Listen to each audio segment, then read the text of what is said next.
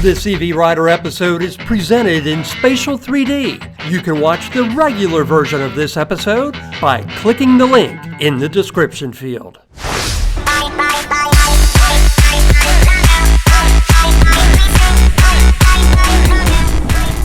It turns out General Motors and Honda have quite a bit in common when it comes to the Prologue EV. This week on EV Rider, we're going to check out some of the similarities. This EV Rider episode is a co-production with AutomotiveAddicts.com. AutomotiveAddicts.com offers expert reviews and industry news. Honda's first all-electric SUV features an 85 kilowatt-hour lithium battery pack that can add up to 65 miles of range in about 10 minutes under ideal DC charging conditions, with a peak factory-rated charging speed of 155 kilowatts. Its peak level 2 charge rate is 11.5 kilowatts. The Prologue is built at a General Motors plant in Mexico and shares GM's Ultium platform, which also underpins the Chevrolet Blazer and Equinox. You know, it's good to see Honda finally getting in the EV game in a meaningful way with the Prologue. This, in theory, should be a pretty high volume vehicle for Honda.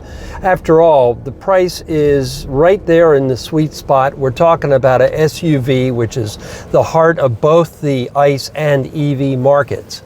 Although I do find it somewhat strange that Honda has decided to hitch its fortunes to General Motors. But you know, if you think about it, platform sharing isn't anything new. For example, another current example of platform sharing is between BMW and Toyota for BMW Z sports car and the Supra.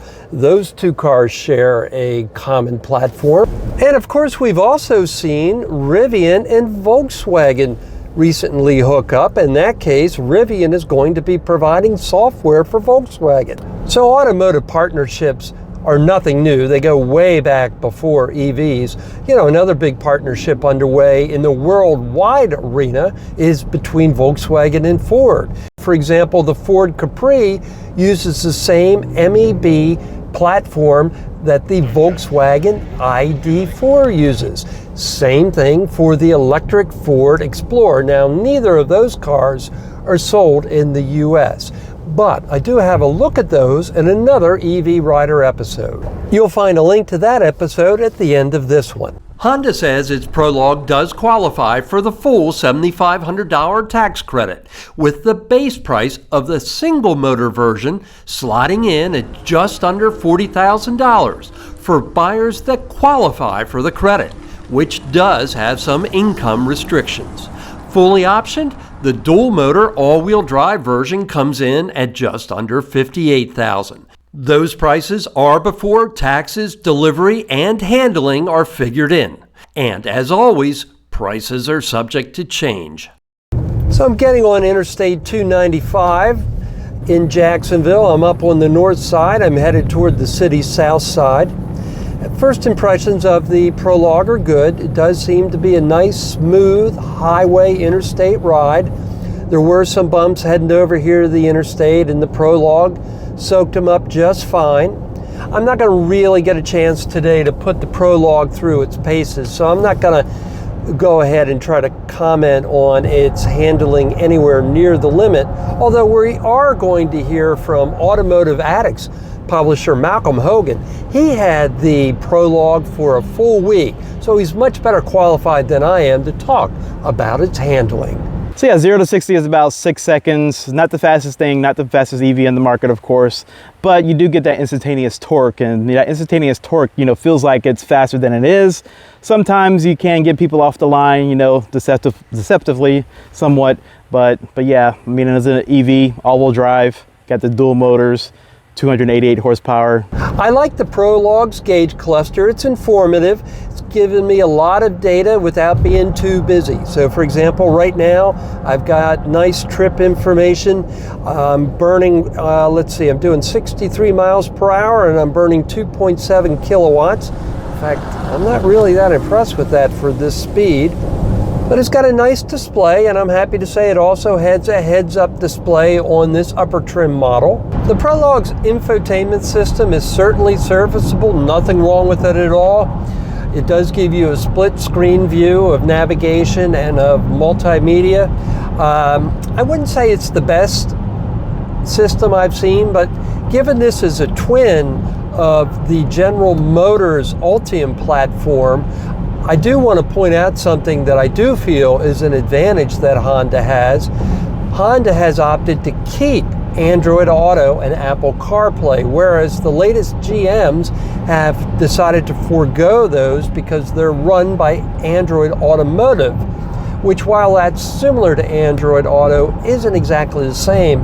And a lot of automotive journalists and drivers are giving GM some pushback on that. The thing about Android Automotive, once you get it set up, it should really be every bit as good as the other two. But the difference is you have to spend a little bit more time setting it up. Whereas with Android Auto and Apple CarPlay, basically your phone is your infotainment system. So of course you don't have as long a setup process for individual apps as you would have with Android Automotive.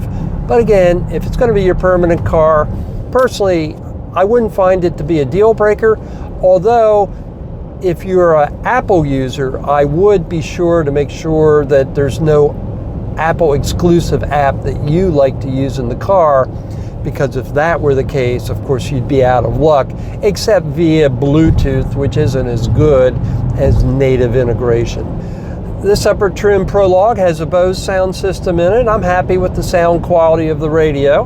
When it comes to entertainment, one area where I am disappointed, for whatever reason, Honda opted against putting HD radio in the Prologue. That means there are a lot of channels that you're not going to be able to get.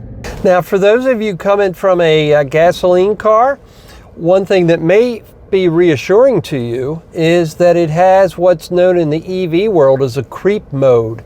And the creep mode is what gasoline drivers are used to. So in other words, as I take my foot off the brake at this traffic light, the car will indeed creep forward. Creep mode can be turned off, and the Prologue also features 2 different levels of regenerative braking. One thing in the Prologue's favor, it does have a full suite of physical air conditioning controls. So that is nice. You don't have to henpeck through the touch screen and learn the AC system. It's all what you would find in a traditional gasoline car. You've got buttons, for example, for the fan speed, knob for the fan speed.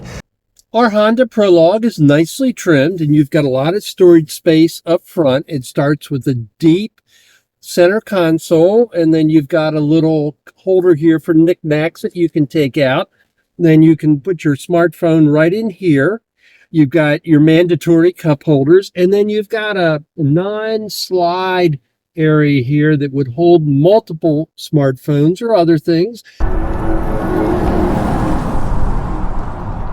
At speeds below 20 miles per hour, the Prologue does have a pretty noticeable space-age sound. I wouldn't call it class leading, but I also wouldn't say it's trailing toward the end of the pack. For example, this EV is a much stronger entry, in my opinion, than Toyota or Lexus's first effort SUVs, largely because of their lower range. I haven't gotten to drive the Chevy Equinox or Chevy Blazer yet, so I can't give you a direct comparison between the sister cars.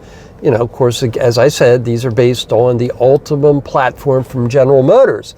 But Malcolm has spent a full week with the Equinox, so let's get his thoughts on how the two compare. So yeah, in comparison to the Chevrolet Equinox EV, they ride very similar. Of course, this vehicle is based off of those vehicles that in the Blazer EV. Now, this one does have bigger wheels. It has 21-inch wheels, which I think is a Honda thing maybe, but design-wise, I think it looks very attractive, in my opinion. You know, one of the nice things about just about all modern EVs, even SUVs like this one, is how nicely they take corners at moderate speeds. It used to be in the old days of SUVs, they tended to float quite a bit, and if you took a corner, they kind of really leaned into the corner.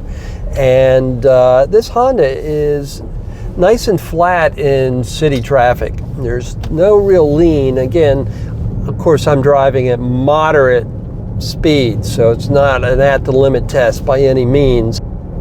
But still, it's always good to know you've got a vehicle that does a good job soaking up the bumps and the imperfections in the roadway. One thing I can't do justice to in this video, because it's a somewhat cloudy day at the moment, is the Prologue's paint. It's got a sparkle in it. It really sets it off in bright, up-close conditions. Now, the Prologue, despite it being a dedicated EV platform and a clean sheet design, does not have a front trunk. It's got a good sized storage area out back.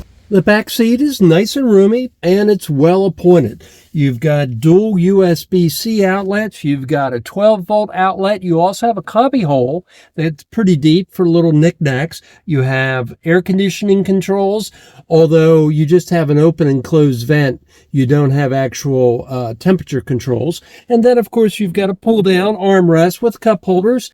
So summing up the Honda Prologue, the bottom line, it's a solid entry into the EV SUV market. And that's going to wrap up this road test of Honda's Prologue EV. If you've enjoyed this episode of EV Rider, please go ahead and give this video a like and subscribe to my YouTube channel so I can continue to bring you more adventures in EV motoring. Thanks so much for watching, and we'll see you again soon.